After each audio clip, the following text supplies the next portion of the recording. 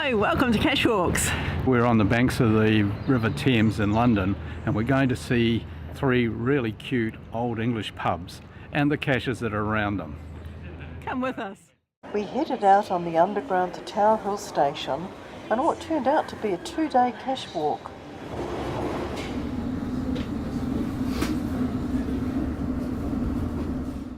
From the station we walked past the Tower of London and Tower Bridge. Then it was on through St Catherine's Docks and a 20-minute walk along the Thames to the town of Ramsgate pub. Down the side of the pub there is a narrow path taking you to the weathered stone staircase called the Wapping Old Stairs and down to the Thames foreshore. Hundreds of years ago, alleyways like this led down to the Thames. They became the only practical way to cross the river via boat, as Old London Bridge was frequently blocked. We checked our GPS and headed over the pebbles to find the cache. We spent a long time looking for it and came back a few times.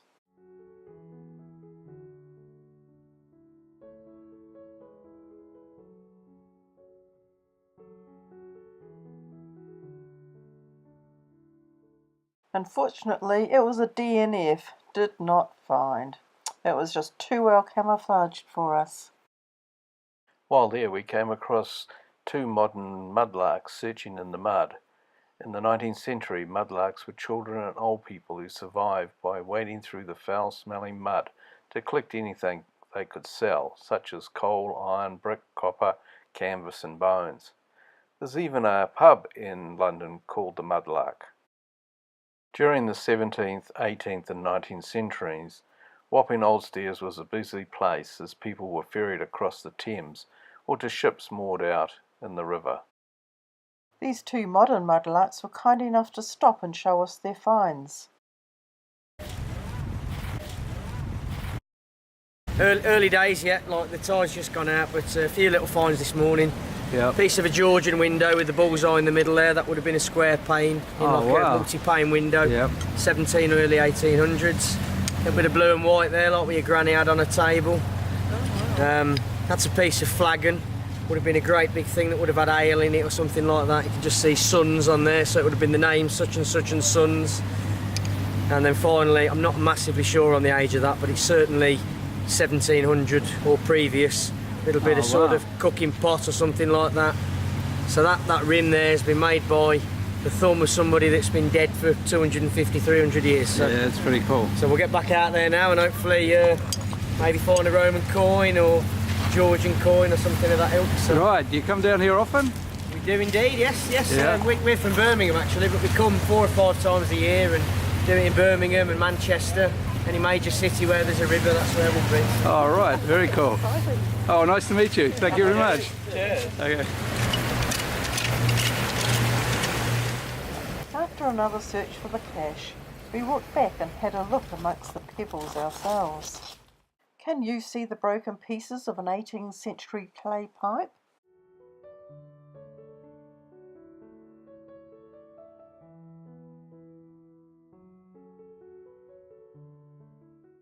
Mudlarking is a treasure hunt much like geocaching. Along with clay pipes, the mudlarks find broken pieces of Bellarmine jugs like these 16th and 17th century examples. They also find pieces of hand-blown onion bottles used aboard sailing ships. The bottles have a wide bottom to prevent toppling while at sea. We came across an old brick of the type used in the London sewers and air raid shelters during World War II. It was time for lunch, so we went into the historic town of Ramsgate pub. The first pub on this site probably originated during the War of the Roses in 1460s. In 1533 it became known as the Red Cow, a reference to a barmaid working at the time. The pub cellars were used to house prisoners before transportation to the colonies. It's a great pub with good beer and friendly staff. Harvey's Sussex Best was my favourite. After lunch we checked out the history of the pub. Captain Bligh came here when he inspected the Bounty before purchasing it for the ill-fated voyage to Tahiti. There's a Captain Bligh Toby jug behind the bar. Judge Jeffreys, known as the hanging judge, was caught outside the alehouse as he tried to escape disguised as a sailor after the Revolution, which overthrew King James II in 1688. He was imprisoned in the Tower of London. We called it a day here and headed off to see the crown jewels in the Tower of London.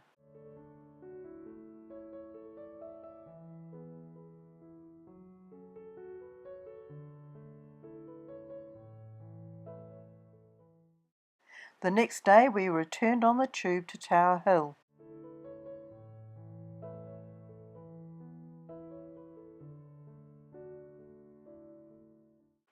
We again walked through St Catherine's Docks, past the town of Ramsgate, to see the pub called the Captain Kidd. The entrance was being renovated, but it was still open.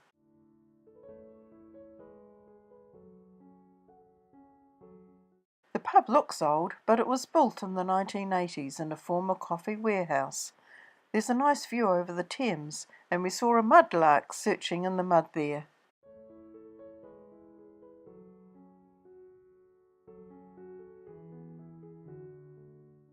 When travelling, you often accumulate a lot of coins. The barmaid here literally took them off our hands. The Captain Kidd is named after the 17th century pirate Captain Kidd, who was hung nearby at Execution Dock. Its exact location is not known, but was probably closer to the town of Ramsgate pub. One of Rick's ancestors as governor of the provinces of New York, Massachusetts Bay, and New Hampshire was responsible for Kidd's capture and return to London to be hung as a pirate. The next pub was the Prospect of Whitby, one of London's oldest. It was once referred to as the Devil's Tavern due to its rough clientele. There has been a pub here since Henry VIII's time. We went close by to find a magnetic nano on a park bench. We looked at a couple of benches before we found it.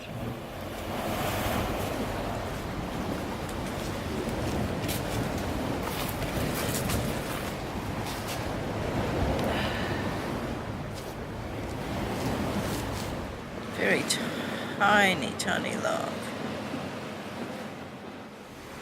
There's a great view of the Thames from here. The Pelican Stairs run down to the Thames foreshore here, and we went down to see the creepy noose set up to commemorate George Jeffreys, the hanging judge, who lived nearby and would drink here. Then it was up for lunch at the historic Prospect of Whitby.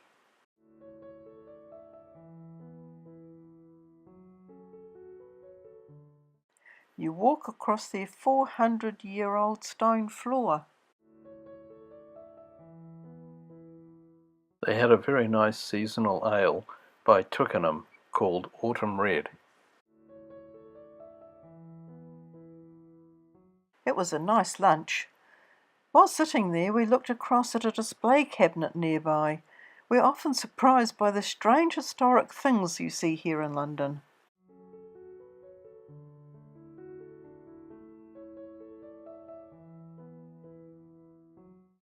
The pub has had visits from Charles Dickens and the artists Turner and Whistler. Both artists sketch views from the pub during their visits. Then we walked back to the underground station at Tower Hill. When passing through St Catherine's Docks, we were lucky enough to see the lock working. The boats come in, and then the lock gate rises behind them. The water comes in, and the boats rise, then the far gate lowers, and the bridge opens, and the boats exit at the right level. The reason a lock is needed is that the River Thames is affected by the tides, and during the day it goes up and down. The difference between the level of the Thames and the water in St Catherine's Dock can be as great as 5 metres, so there's quite a drop.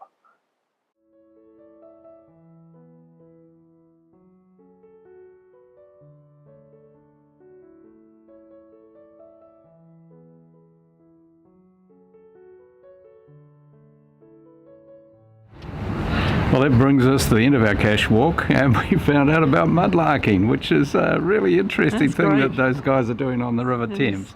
So I hope you enjoyed the pubs, the caches and the mudlarking. Thanks for watching. And don't forget to go geocaching.